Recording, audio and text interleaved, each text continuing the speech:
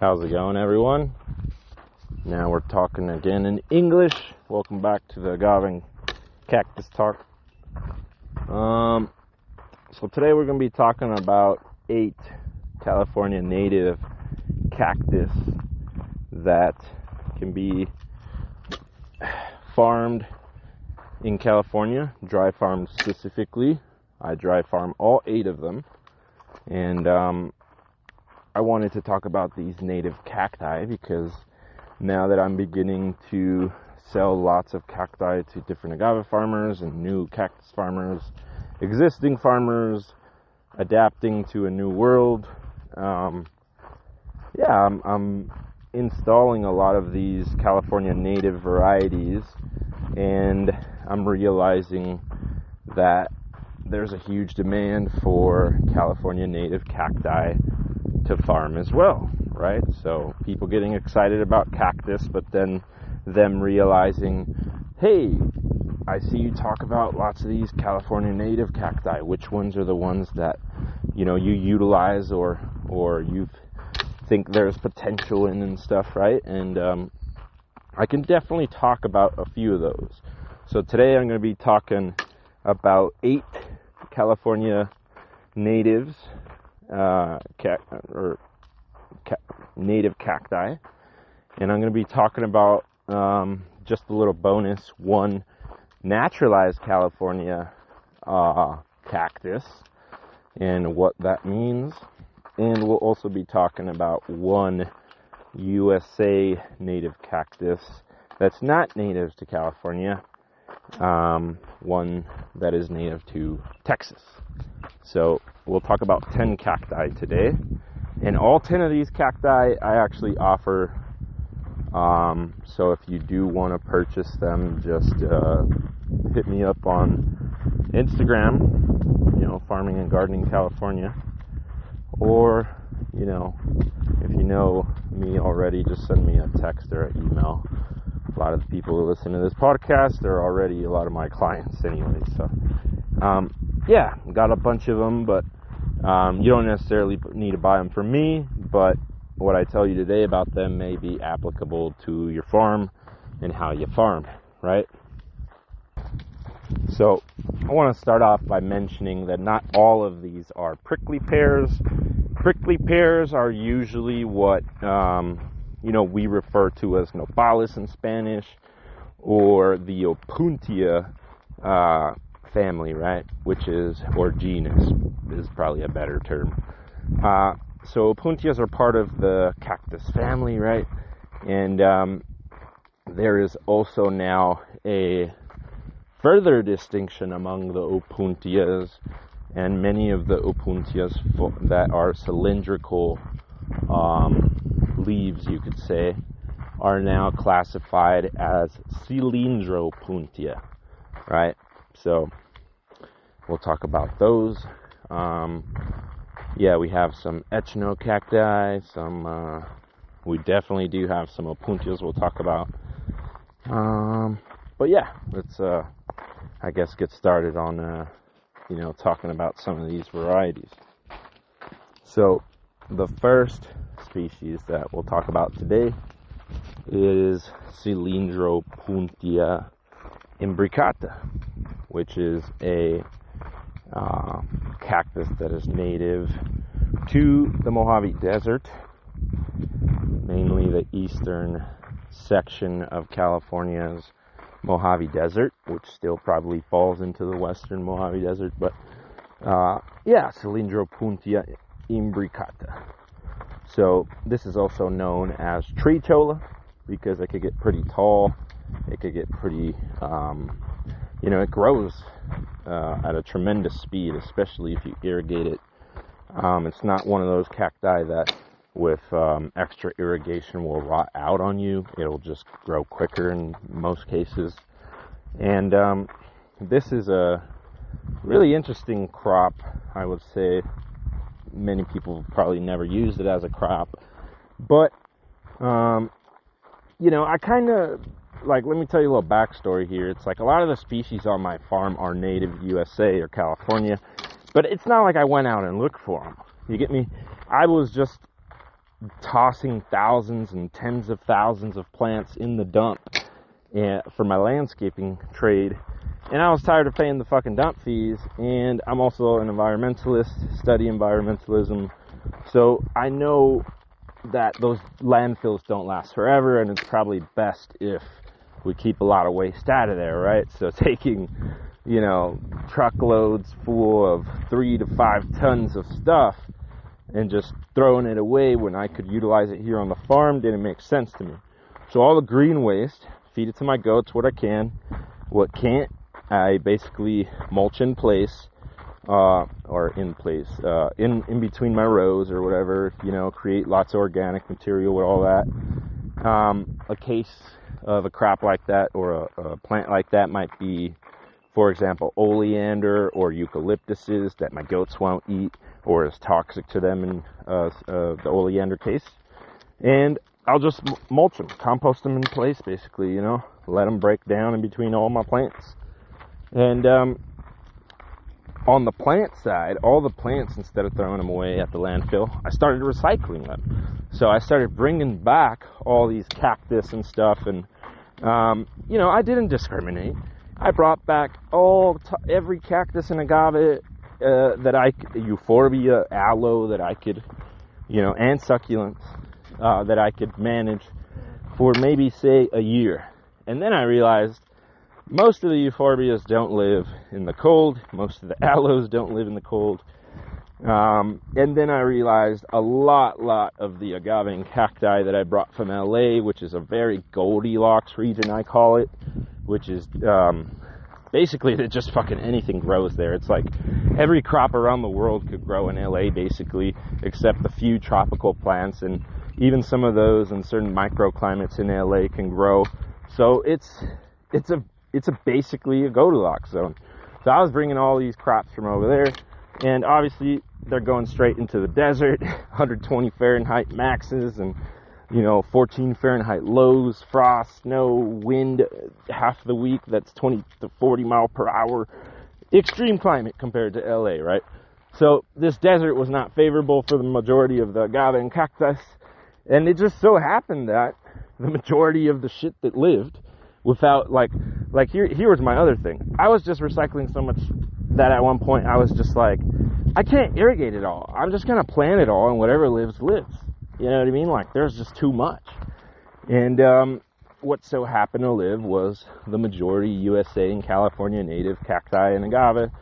And a lot of the agave and cactus that weren't native, many of them were just the strongest genetics from other places, right? So that was interesting. So I started realizing all the plants that made it.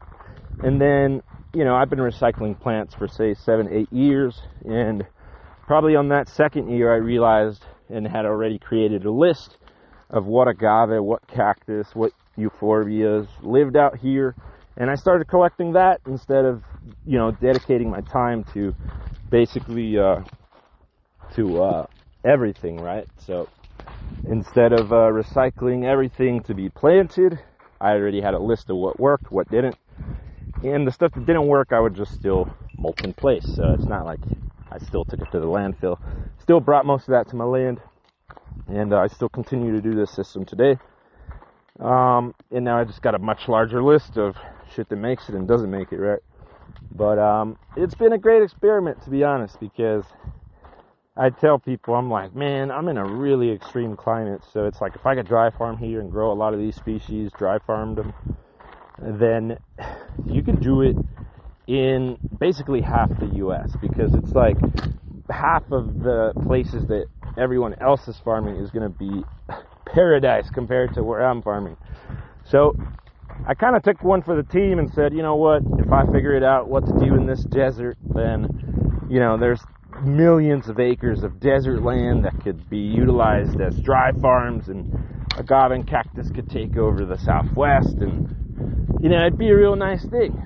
But, you know, we need little farmers like me that are willing to fucking throw lots of money to find what species are going to work and what climates and how to make them work, right? So,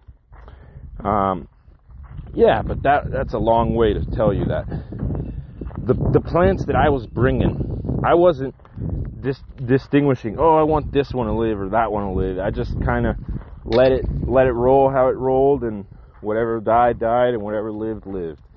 And after several years, I just had a lot of the natives proliferating, and I realized, you know what, we should just, talk about to other people and sell these natives too, because I realized I wasn't irrigating any of the natives, the USA natives, the naturalized, and all this stuff was just prospering without any of my effort. If I irrigated it a little bit once in a while, it got even crazier. And I said, you know what, this is something we need to talk about with everybody, right? So, going back to our first plant, sorry for the sidetrack, Cylindropuntia Imbricata, tree cholla. So, let's talk about this plant. So now I got a whole bunch of it after the years, and there is basically another version of it, which is a subspecies called Spinosior, which sounds like a Pokemon or some shit, but both these are distinguished solely by pretty much the flower, and the leaf, spine and ribs. A unknowledgeable cactus person or farmer would probably misidentify them as the same plant until they see the flowers being, a little bit different colors. But Spinosior is debatable a native to California, definitely native to Arizona. But people are unsure if it's a native to California, but for sure the Imbricata is, right? So we'll call it a 50-50 possible native, right? The Cylindropuntia Imbricata Spinosior, or subspecies Spinosior. But together, these two, we'll just refer to them as natives for the easiness of this. These two California native cactus are, I would say, one of the best frickin' crops that you could have out there that's native, and potential to dry farm is just insane. It's like this guy will grow just off the rain, right?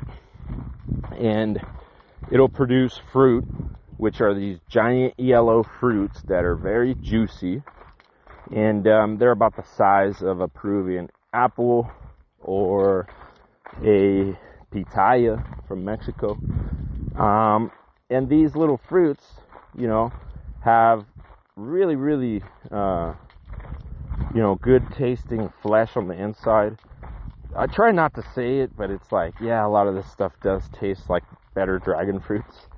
But, not all cactus fruit tastes the same. It's kind of like agave spirits, where they all have a very similar base.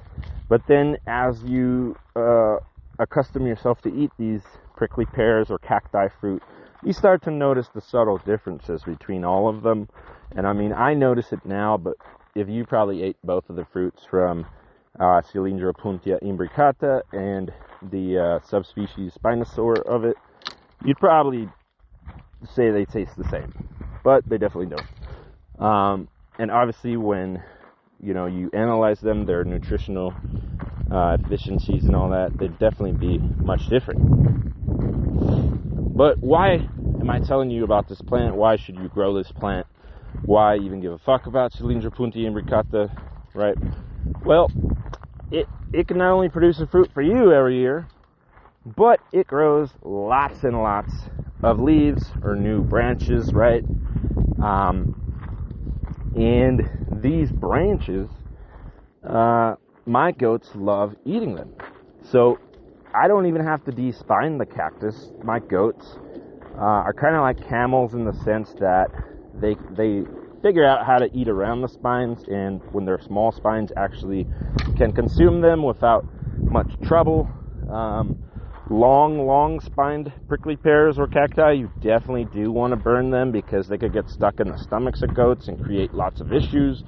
But if we're talking about little baby spines, they figure it out, they're pretty good with that type of shit.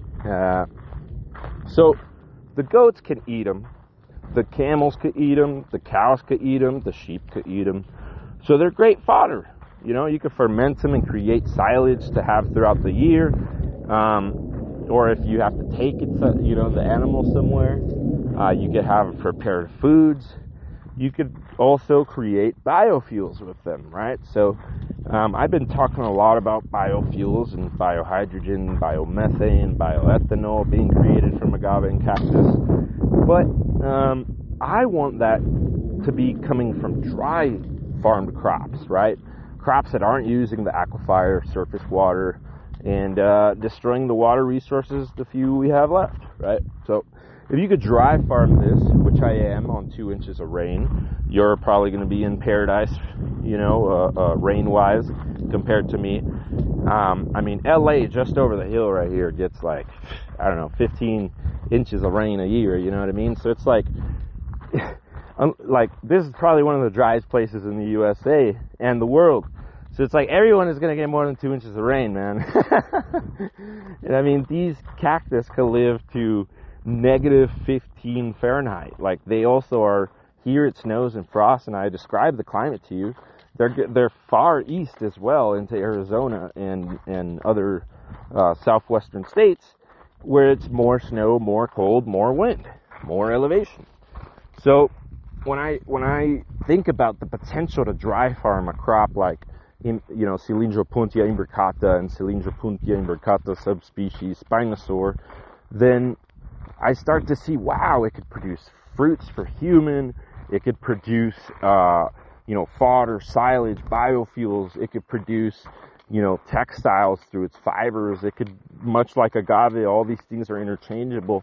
The fibers could be used from cactus in construction siding, construction flooring, construction, concrete pads, right? So, I mean, non-structural concrete pads like floors, or, for instance, insulation, you could use it, like all these different materials, right? So the cactus has so much use as far as what you could sell it into, what you could produce from it. And like I said, you could get the fruit every year and eat it. Well, not only that, we're talking about lots of spirits all the time here on this show, and you can definitely make spirits by fermenting these cacti and distilling them as well, or creating a wine, or creating juices, or you already know the role. I mean, if you listen to this podcast, there's 1,000 freaking alcohols you could probably make out of cactus or agave. Why not combine them? I always tell people that shit too. I mean, I want to drink me some agave and cactus fermented stuff together, and I've done that myself, but I wish I had more of it at the same time, which usually never lines up, but as I get scale, it'll probably line up all the time. But yeah, there's so much stuff you can make. I mean, so these two cacti, really, really great species. Also, you could sell the little plants into nursery trade because they are California native plants, and people are looking for that for their landscaping, for their xeriscaping, for their drought-tolerant gardens, dry gardens. All of these different things require plants that can prosper without human aid and irrigations, and these fit the bill, right? So, really great plant. I love it. I sell it into nurseries a lot, produce a lot of it. It grows native on my land, so I try to, well, actually, it doesn't grow native on my land. Not here, at least. It grows native on some land I have in Arizona.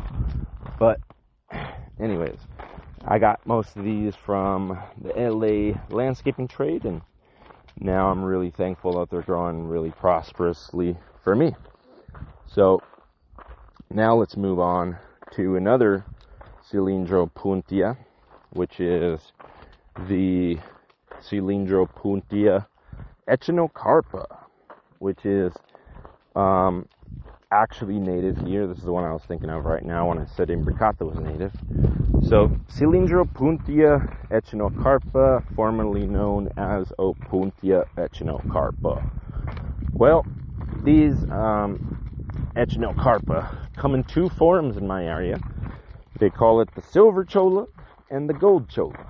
And cholla is, a lot of people think it's one type of plant, but there's actually a family of chollas. So it's like a sub-family within the family of, Opuntia or Cylindropuntia. And these silver and gold Chollas, in my area I got a lot more of the gold, I'll tell you that much. Or sorry, the reverse of the silver. The gold I don't see too much, and they're basically just subspecies of each other. Like the gold is a subspecies of the silver, so it just comes in two colors, probably based on some soil conditions, not sure. But what do you call it? So Echinocarpa, it produces these really small fruits. I'm not gonna lie, you can't really eat them. Okay, I've tried. It's not that I haven't tried. They're just not very worth the effort. They're too small to really get something out of them. So what I've come up with to get over this issue is making them into jams.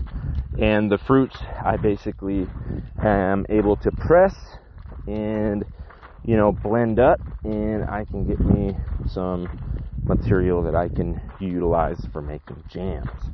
Obviously, you're going to strain and filter that so you're not getting spines all over your fucking jam.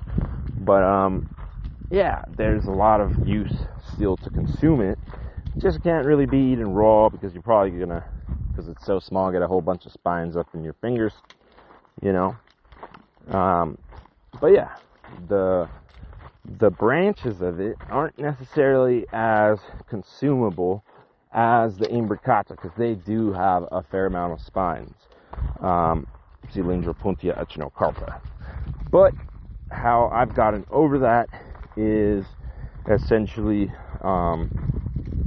you know, well, I wouldn't say gotten over that because I still can't feed it to the animals, but how I've found use of it, besides that jam, is creating hundreds and thousands of 1 gallons of it and selling it into California native plant nurseries.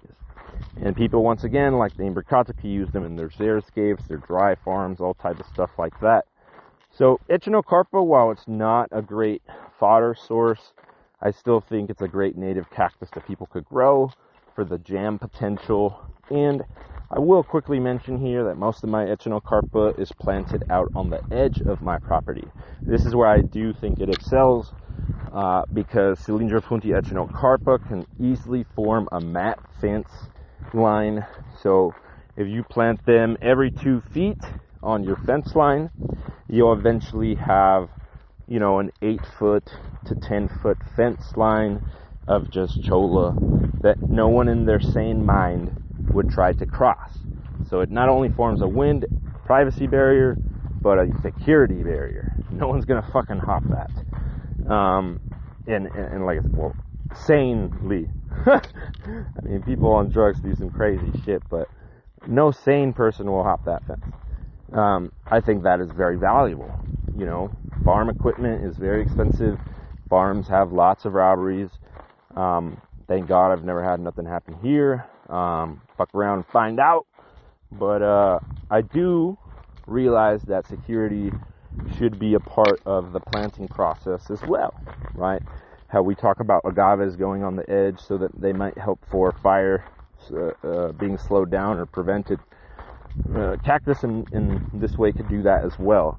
The Cyllindropuntia Imbricata, the subspecies Spinosior, the Echinocarpa, they can all serve as security and as a fire break because they're going to have lots and lots of water inside of their leaves that's available to slow down and prevent that fire from crossing into your land, or at least allowing you a fighting chance, or the firefighters a fighting chance to defend it. So that's where those Cylindropuntias excel, I believe, in the security. Lots of spines. No one's really messing with you. So this isn't the Cylindropuntia podcast, but now we're on number 4.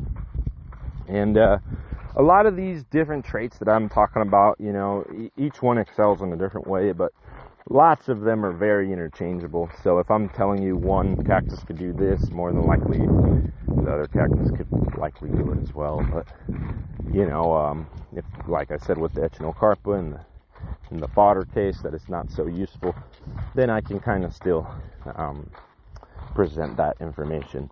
And it's not to say that the the goats don't eat it.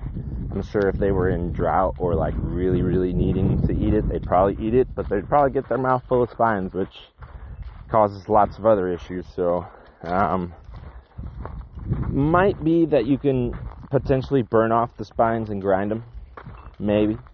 But the thing is, the spines are really, really in them, man. I mean, you know, in this case of the cactus, the spines are almost part of the cactus, not laying on top of the branch. You get me? But yeah, number 4 is Cylindropuntia Ramosissima. Sounds like some fucking once again a Pokemon or something. But yeah, Cylindropuntia Ramosissima. This fucking plant, man.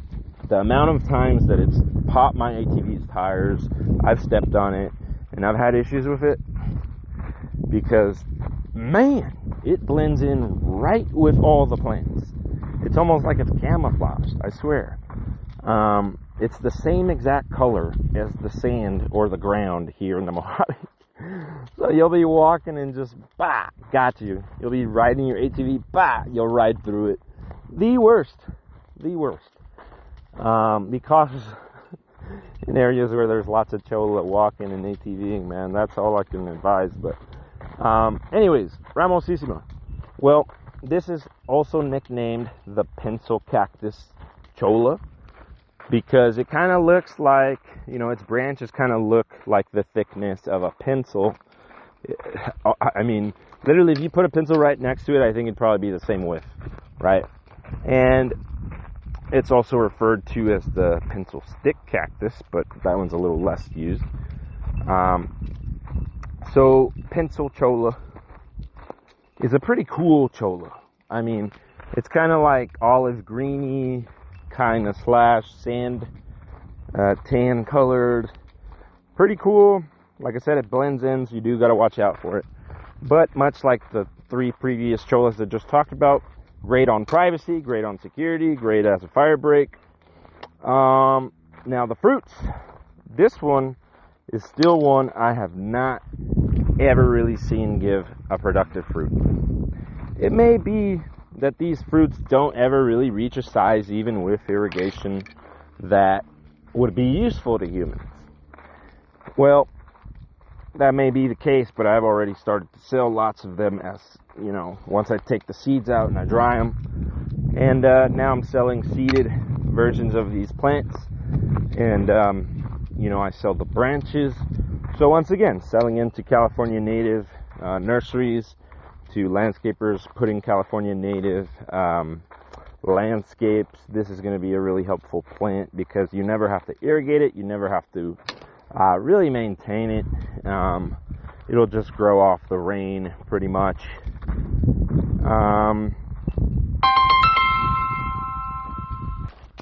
Pencil cactus, though, will make an excellent fodder. It has a few large spines, which, you know, I when I'm feeding them to my goats, I just bring a small torch, you know, and burn them all off really quick. There's not very many of them, and by going for the big ones, you kind of get the little ones anyways. So yeah, it makes an excellent fodder for goats, probably for cattle, sheep. Definitely the rabbits like it, the chickens like it grinded. Lots of the birds love it. Trying to think here. Definitely can make it into silage because of that too. Yeah, it's just a really good native for lots of reasons, I'd say. Ramosissima. It's also native here to the Mojave Desert, and it is native to my land as well. So it's one that I'm just trying to propagate in mass. But as far as like commercial use, I would say it doesn't have like the other Cylindropuntias as much of a commercial use, but definitely for ranchers, for different cactus farmers, it could serve lots of uses. So keep that one in mind as well, even though I'd probably say it's on the lower priority from these 10. So the next two plants we'll talk about are Echinocacti, and specifically Echinocactus Polycephalus and Echinocactus Polycephalus subspecies Xeranthemoides. So really fucking funky names, I guess, but both those are barrel cactus, which look like barrels. That's why they call them barrel cactus. And these two cacti species are related to each other. One's a subspecies of the other one. The gold spines is the subspecies of the red spines, which is just Polycephalus. And what do you call it? These two cacti really useful for lots of different medicinal things, like helping with your gut and digestion and stuff like that. They're, in Mexico, they extract lots of the liquid from the barrel cactus, and a lot of this liquid sometimes could be made and stored in the cactus for decades, So I haven't really used it in this way, but a lot of the indigenous Mexicans preach by the use of the Echinocacti for medicinal reasons. And a few amount of people do consume them, actually, but I don't know if you would go about trying to consume the Mojave Desert variety, which is, once again, Echinocactus polycephalus and Echinocactus polycephalus subspecies Xeranthemoides. They're very spiny, so I don't know if it would be as easy as a golden barrel cactus to kind of like chop up and eat and stuff, right? But regardless, I don't really think it has much consumable use here. The fruits, it's nicknamed, these two cacti are the cotton top cactus, and the reason being is that their fruits look like little cotton balls, and that's really interesting. But one thing I've been thinking about a lot, because I probably sold over 300,000 of this cactus seed this year, and collected, less than 5% of my cacti. And I'm over here thinking, these seeds are so abundant, man. You can open one fruit and get like 300 seeds at some times. It's like some of the most productive prickly pears. And why I mention this is that this is a native California cactus that will literally grow off the rain in your worst, rockiest, shittiest soils. And if it could produce an abundance of cactus seeds, then it's something interesting, because right now there is a big boom in cosmetics using prickly pear oil, which is coming from the seed being pressed. And, they're only using one type of prickly pear oil in many of these cosmetics. And I'm over here like, well, there's thousands of cactus. Many of them produce seeds, much like these Polycephalus and Xeranthemoides. They produce them in abundance. Well, what if you can, press the Echinocacti seeds and make different oils from them that could be used for cosmetics or for different manufacturing solutions. And like I said, I've found lots of buyers for these seeds around the USA because people want to grow California native cactus, especially one that never requires irrigation. But, I did a podcast at the beginning of my podcast about how Echinocactus polycephalus could probably be a huge carbon sequestrator by being planted in mass around California, because they live for hundreds and hundreds of years, take up a very small amount of space, take up a large amount of carbon, and live off of no irrigation. So they could be dry farmed by the millions or billions, and started all from seed to have different genetics so we don't get fucked by a plague. And it would be something really beneficial for California, right? It'd sequestrate a lot of carbon, and a lot of that could start on our farms, right? So both of those cacti and many of its locales are under threat due to development, due to poaching, due to lots of different things. Climate change has forced a lot of the animal pressure to be significant on it now, like coyotes eat them, donkeys eat them, right? So invasive donkeys are now eating lots of them in the Riverside County. yeah, there's a lot of pressures on these cacti that I predicted in that podcast. You know, in the next 100 years, they might disappear based on the scale of development of their regions. So instead of having a few of them in the desert, we could have billions of them all over California in the worst growing regions, like all these rocky landscapes in the middle of the freeways and stuff that nobody utilizes, which is what I talked about in that podcast too. So yeah, you can't eat it, you can't eat the fruit, but you could probably get medicine from the bottom portion of the actual cactus. You could probably get lots of use out of the seeds, and it sequestrates lots of carbon, cleans the air around you, and can live for hundreds and hundreds of years. So it might be a plant that you inherit to the next generations of your farm, right? Something kind of like a tree that, you know, you may plant and the next generations enjoy.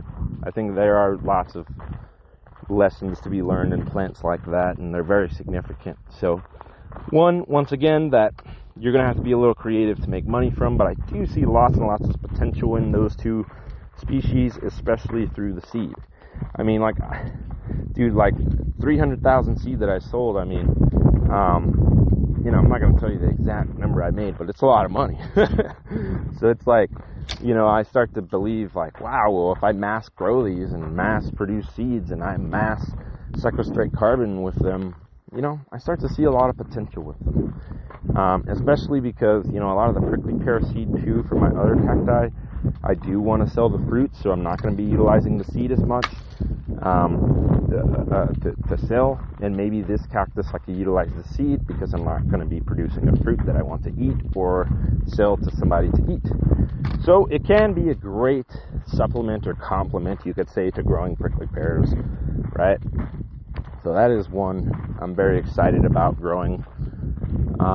That's why I had, like I mentioned, dedicated a whole podcast to it already. But, so yeah, now let's go on to the next one. And this next one is going to start to get into the cacti that actually look more like prickly pears that people are familiar with, right? So cacti are from all over the Americas, from, you know, California to Nevada, across the U.S., all the way down into South America. So much like agave, very, very diverse genetics and regions where they grow, right? So they're very different everywhere. I mean, I think the last that I'm saving, which I'll talk about soon, of the California natives, which is desert prickly pear or tulip prickly pear, that is the only one that really does look like a traditional prickly pear from Mexico. But yeah, let me talk about Basilaris first. So number 7 on this list is Opuntia Basilaris, which actually probably would be 3 whole species, because there's 3 subspecies of it. So the one that I particularly have here is Opuntia Basilaris, subspecies Basilaris. It's the most common one.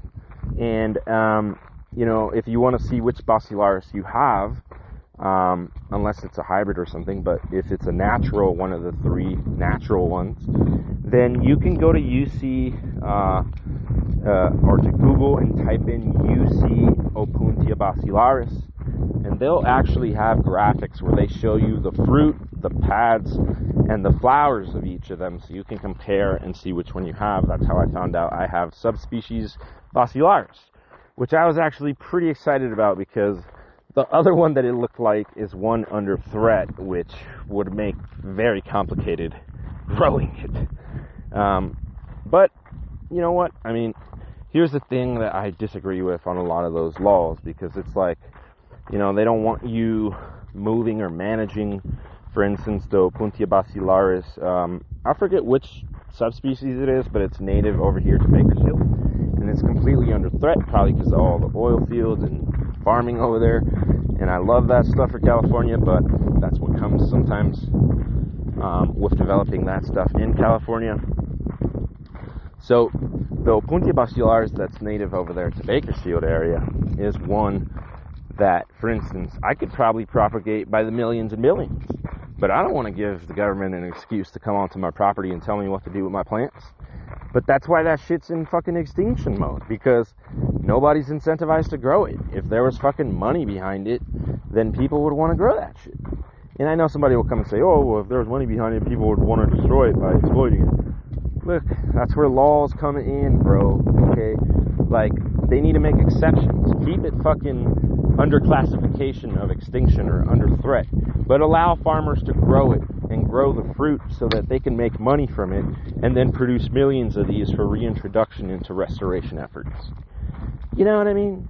I mean, like, everybody hates on capitalism type shit, but it's like capitalism is a really efficient way to solve a lot of problems sometimes too. Yeah. But anyways, that was kind of a sidetrack. Opuntia Basilaris, subspecies Basilaris. So this one, a lot of people love it in their landscapes. Produces this really, really bright pink flower. I'm not even sure if it's pink, because it might just be an extremely my God, I can't talk for shit. An extremely bright purple flower that just looks pink. It might be that too, but I'm not sure. Maybe some color people can fucking come in and help us here, you know what I mean? Motherfuckers that study, all the color pigments and stuff, because I just know the basic colors, man. I don't know, like, somebody probably has a whole ass fucking name for that type of purple pink color, But anyways, the flowers are edible. A lot of people don't know that. They just like looking at them and taking pictures and shit, which is whack, because cactus flowers have a lot of potential for being used in, cooking, salads, lots of different meals. So I'm really excited about cactus flowers and the potential of them actually in the next decades, because there's so many of the fruits that people are getting to explore, but not very, or really any at all, of the people talking about the fruit are talking about the flowers too. So the pads are edible as well.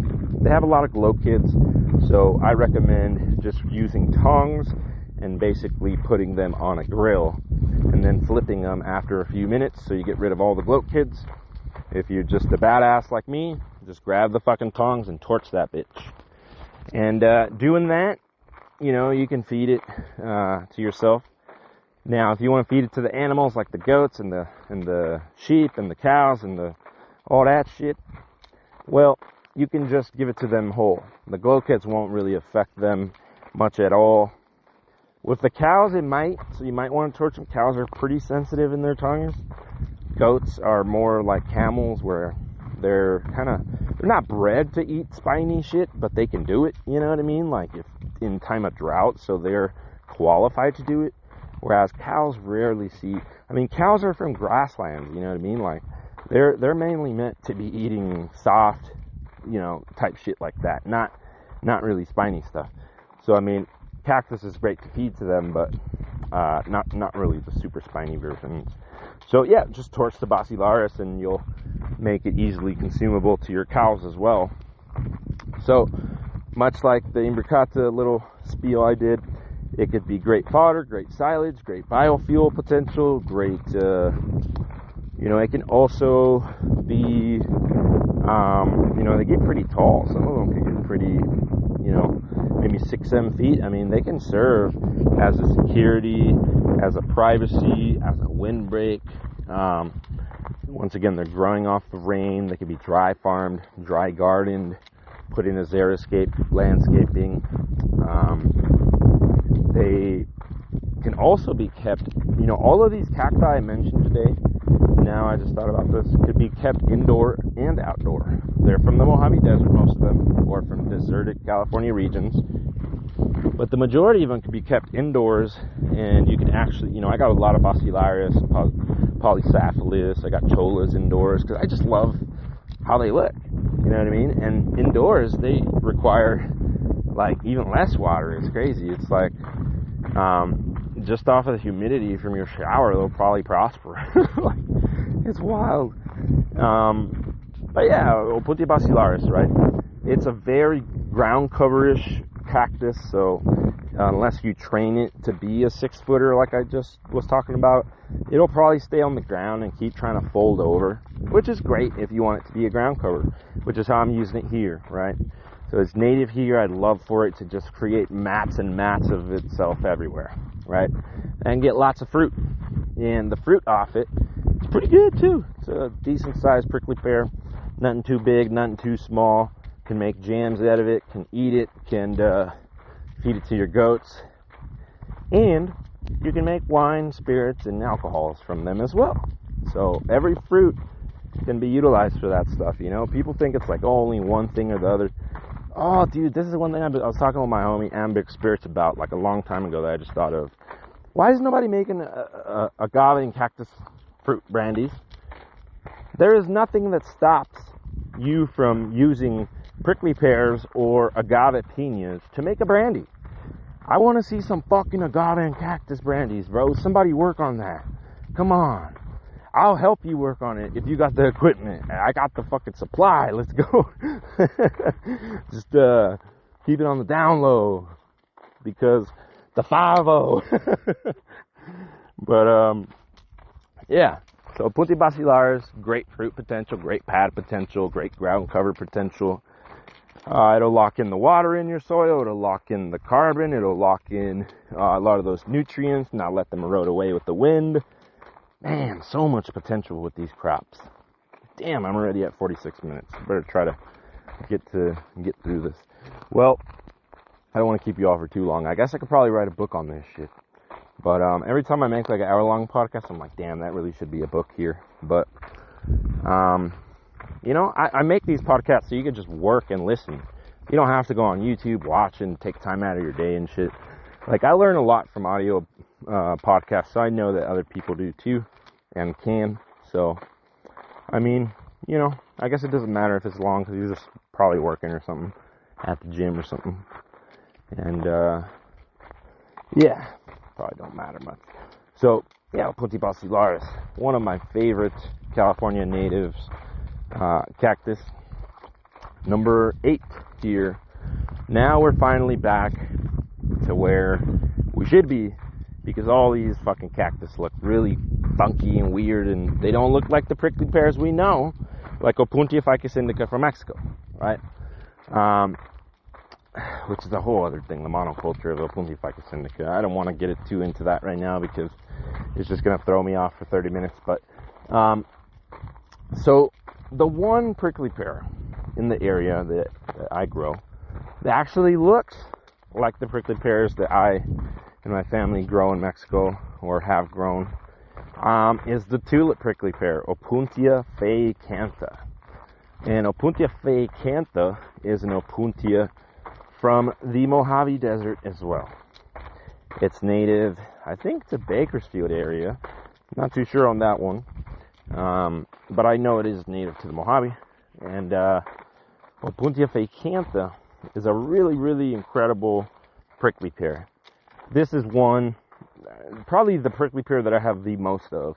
And I'm very excited for that just because it is California native. You know what I mean? And it's something that I've never in my life irrigated, you know? And it just prospers. And I brought it from a place where they never irrigated it. So a lot of the plants, like I mentioned, they recycled.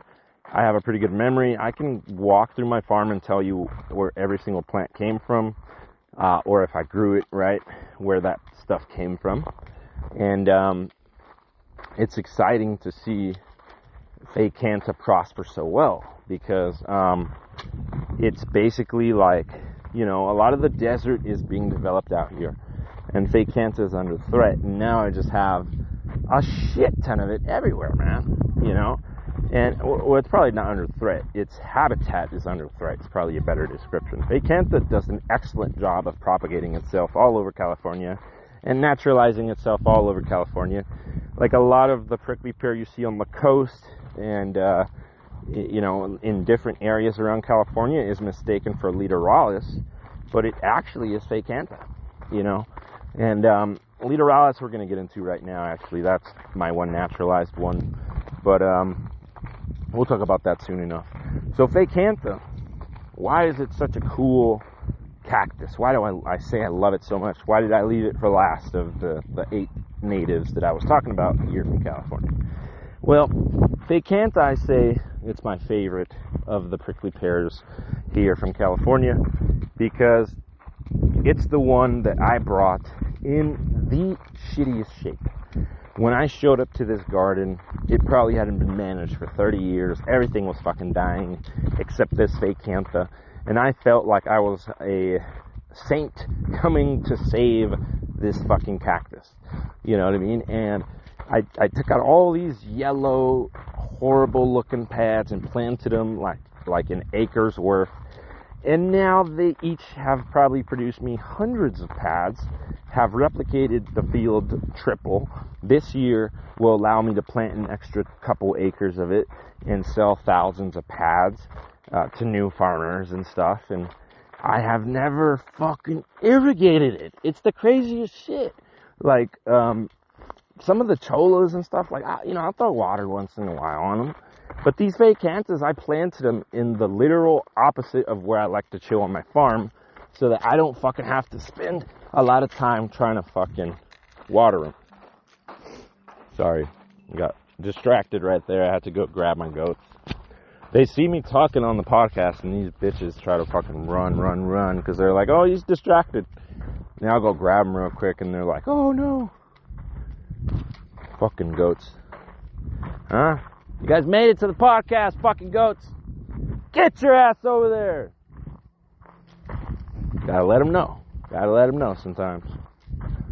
I need to get me a horse, by the way. I miss my horses. Tired of fucking walking everywhere around here. But been trying to work on recovering my knee, so that has been helpful doing that.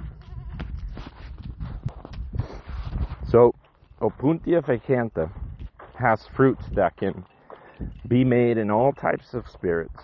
It has fruits that could be eaten, sold as farmers markets. You can make it into jams.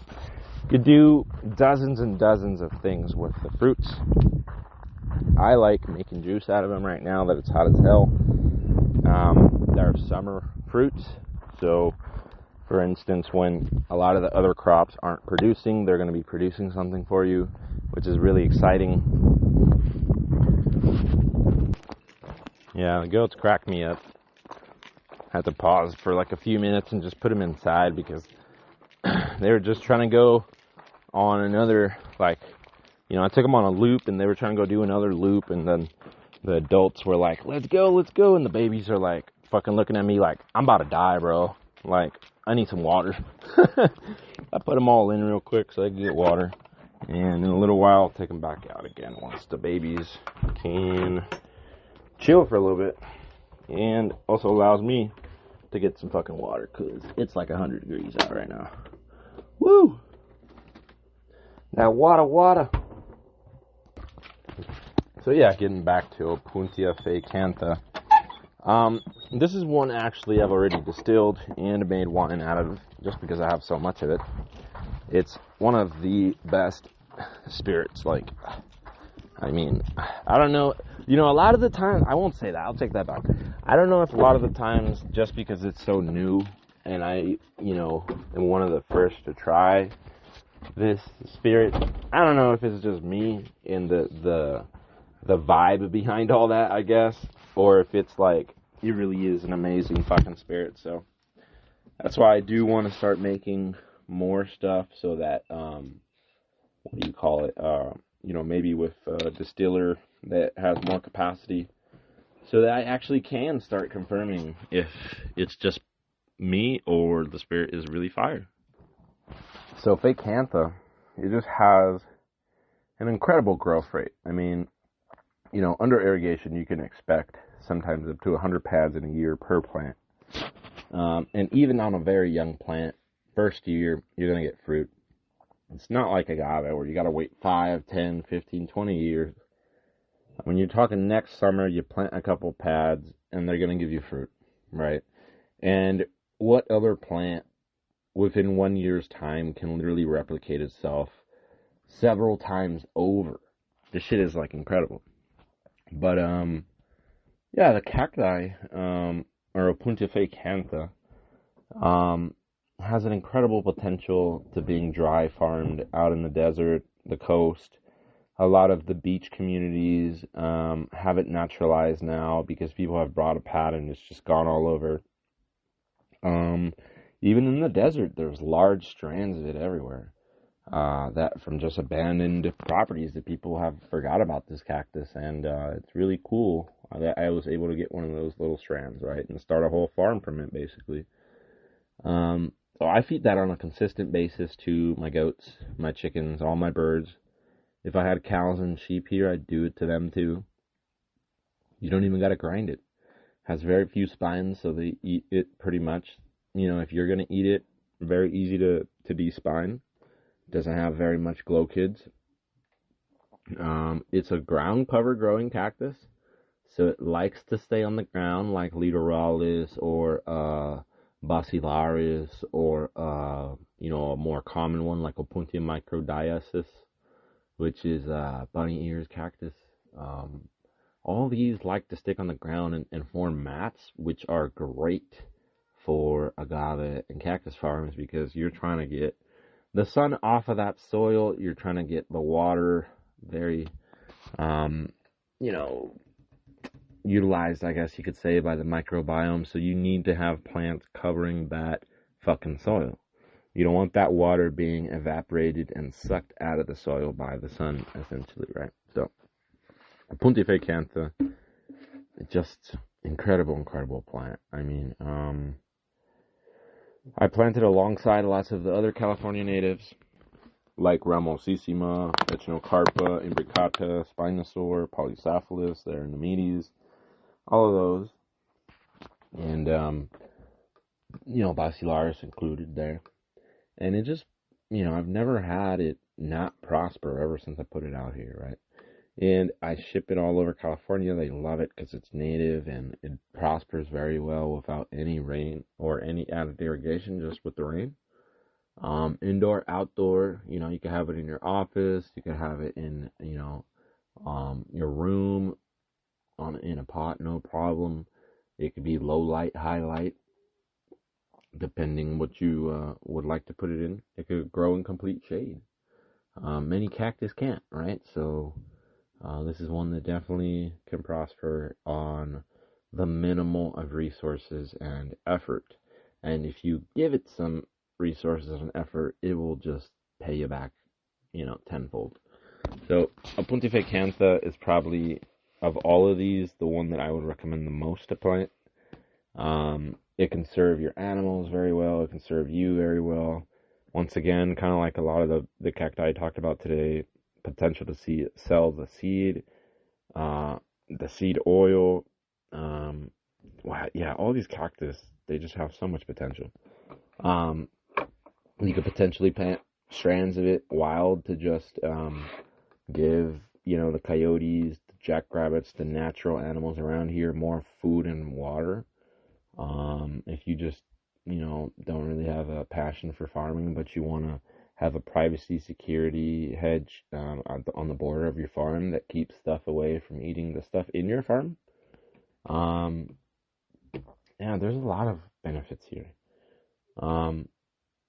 So I guess the next two that I'll talk about is Opuntia linguiformis, which is Texas prickly pear, and it's one of the most useful prickly pears in my opinion. It essentially can do everything that the Facantha can, but it's more like an arborescent cactus, so it can grow very tall. I mean, some of them can grow, I think, 12, 15 feet tall, maybe even a little bit taller. And this is one that readily is used in Texas for providing fodder for cattle. That's why they called it the Texas prickly pear, and it's native to Texas. So you, my boy, Native Texas, if you're listening to this, get yourself some Texas prickly pear, Opuntia linguiformis. Yeah, you know, you can make wine out of it, alcohol. You can sell the seeds. You can make silage out of it. You can make textiles. You can make bioenergy. I mean, this is the one that I see the most potential for fodder, food, and biofuel. because the more of the cactus that you produce, the more you have for all of those, right? And Texas prickly pear is the one that can produce, the most fodder the fastest with the lowest amount of irrigation of probably 99% of the cactus, or 90+% of the cactus, sorry. And this has been proven in several studies, actually, that this USA Texas native variety of prickly pear can outgrow even Ficus indica and a lot of the Mexican prickly pears that people think are the best candidates for biofuels. It can give you the largest tonnage per acre of pads. So, that's what's going to go into biofuels. So, I mean, yeah, that's very relevant information, right? So, Texas prickly pear, I've had it grow out here with very low, rain, 2-3 inches of rain, and still prospering very well. So, it looks like it can drop in its zone of hardiness, you get me? Like, as far as, like in Texas, they receive more rain than me, right? They have more steady monsoon rain, and here I don't have much of that. So, my point being that it can drop in the places that it can grow, or it can expand in the places it could grow, even though these areas have dropped water levels. Yeah, it also grows like fucking crazy, and it'll just grow into large bushes, right? It'll grow out wide and tall. So very, very unique cactus there that I think has a significant amount of potential really for the United States and California specifically. We have a ginormous cattle and sheep and goat population, rabbit, chicken. I mean, like, there's just incredible amount of use that you could get out of all of these cactus combined, right, for our animal operations here in California. And now going to so that's a USA native cactus. I wanted to mention one of those because not only California has native cactus, but all the states pretty much have native cactus. I mean, from the southwest to the southeast to the east to the south. I mean, it's like this shit's, the eastern prickly pear is a prickly pear that could go to -30 Fahrenheit. I mean, it looks like prickly pear has just like expanded throughout America. It's like this incredible genus that figured out a way to survive in the heat of Mexico and in the cold of America. It's incredible to witness. But yeah, it's just, I wanted to mention that one to make you realize California is not the only place where there's prickly pears. There's some in Texas, there's some in Arizona, there's some in Nevada, New Mexico, Florida. I mean, this is just a primer. If you're in California, this may be extremely useful, but what I'm trying to show you is to look around. Like, I'm in California, and a lot of the people I work with are in California. But what I'm trying to do here with showing you these natives, this naturalized, this USA native, is to show you can utilize crops that are localized to you and benefit from them a tremendous amount. You don't need to import shit. Use what's around you, right? And that's what I've been doing since the beginning. And I think everyone should be doing that, if I'm honest. So yeah, that's what I wanted to mention quickly about Texas prickly pear. I've talked about it on the podcast before. If you want to see where cactus can really benefit your animal operations, go check it out. How cactus farming can make you a more profitable rancher. It's at the beginning of my podcast, I think in season 1. But yeah, so now let's talk about the Opuntia that has been on my farm performing the best for the past year, which is Opuntia littoralis. I got this from a single home, over 1,000 pads. I mean, they're probably a whole field now. And Opuntia littoralis is a naturalized Baja California prickly pear. This prickly pear has made its way over to California, I mean, long before we had a border. So while people say it's naturalized to California, I think it's kind of a stupid thing to say, because California was part of, Mexico was part of Spain, was part of the American empire, and it's like, California for the longest time was together, and there was no border there. So what we see is naturalized Opuntia littoralis. More than likely, if the border wasn't there, we would call it native Opuntia littoralis. So this is why I included it. I think it was a great honorable mention. Yeah, it's also referred to as coastal prickly pear, Baja California prickly pear. Also referred to as Baja, prickly pear. So it has a lot of uses, right? Much like the Ficantha and the Texas prickly pear and all of the prickly pears, it has 1,000 uses. But why do I mention this one in particular? Well, it's been one that I didn't believe was going to live out here, and it's prospered and it's grown like crazy.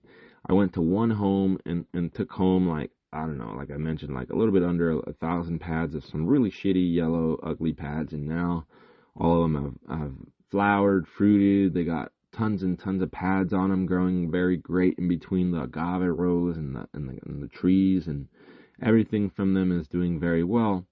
Great fruit, great flowers. Both of them taste amazing. The pads taste amazing, and it's virtually, not virtually. It's got a low amount of spines.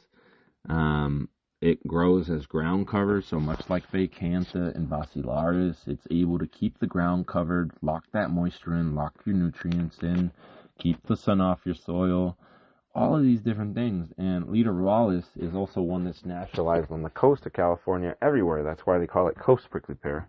And it's just one that much like the Texas prickly pear, it's just excelled way beyond my expectations. I didn't believe it was going to do this well.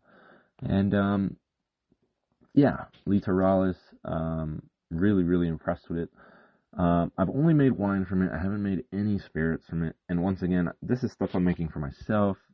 It's not really available for you to try or buy. I can get in trouble for that stuff. So my goal in the next few years is to continue to experiment and work with other distillers, and eventually probably blow a few mil myself and create my own distillery. But I'm in no rush. I make good money from the plants and utilizing the agave in lots of other ways, and cactus in lots of other ways, so I'm not tripping there. I'm going to take my time to make sure I do it right, you know what I mean? I'm not trying to copy Jalisco and Oaxaca. That's why these people are bringing out California agave spirits very quickly. I will quickly mention Jono and Manny here. Don Manny agave spirits and Jono spirits. One from Santa Ana, California, LA County. And then, Jono is up there in Lake Berryessa, so like Napa County, right? So, I mean, two spirits that I think are bringing something new to the market here in California, not just try to copy mezcal and tequila, which is why a lot of those other people, I believe, are going to come out quickly, because they have nothing to innovate. They're just going to be copying. I'm trying to, like, create a whole new line of, like, cactus spirits and fucking, infusions of agave and cactus, and, I've distilled now 44 different agaves, and I'm trying to see what of those flavors I want to bring out to the market and stuff. And my point is, I could have started a tequila company a decade ago. If that's what the fuck I wanted to do, I'm not going to start a piece of shit one in California, okay? I would have done it in Jalisco. And if whatever I'm going to do here in California is going to be completely new, to the point where if I was a Mexican, I'd want to buy my shit just because it's so fucking dope. Okay? Just like we buy their tequila and mezcal. Right? Because that's what, when we go to the store and I buy tequila and mezcal, I'm like, this is dope. I love it. It's from Mexico. Great. Buy it. Well, I want them to say the same shit based on our style, our flavors, our agave, our cacti, all that.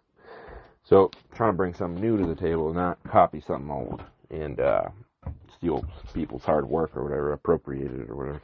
But, yeah, anyways, Opuntia littoralis, I know I just spoke on it shortly, but it just, man, incredible potential. Really beautiful orange flowers, sometimes yellow flowers. It grows very, very well with the agave. Doesn't block out the sun for them or try to get really, really tall like many cacti. Like I mentioned, it's a ground cover. It's also one I've been selling very well in pad sales to different farmers. Been selling lots of the pads de-spined in little markets or stuff like that on the side of the road sometimes. lots of different potential with that one too. Not a native, quote unquote, but it kind of is. So that's where these terms sometimes aren't very useful, in my opinion. I mean, I've already went off on a rant on native plants and why I disagree with those terminologies and stuff like that, and prioritization of them. But yeah, it's like, who's native? You know what I mean? What's native? It's like, it's a. I don't want to get too much into that again, but it's just like, reminds me a lot of the human racism thing. That's for sure. But yeah, hope you learned something today. You learned about 8 different California natives and 1 USA naturalized, and that's from Mexico, and 1 USA native from Texas. And all 10 of these would be great crops to farm on your cactus or agave farm or on your ranch here in California. They'd be extremely beneficial for you. And yeah, go out there and start farming a bunch of them, I guess. If you need plants, hit me up. And if you don't need plants, don't hit me up. Go to hell. Just kidding. Go find them from someone else. But yeah, I'm here to answer any questions, to help, and hope you learned today on the podcast something that you may apply. And yeah, I'm sorry if my English isn't the best as well. People say I speak Spanish bad, and people say I speak English bad, and at this point in my life, I really don't give a fuck.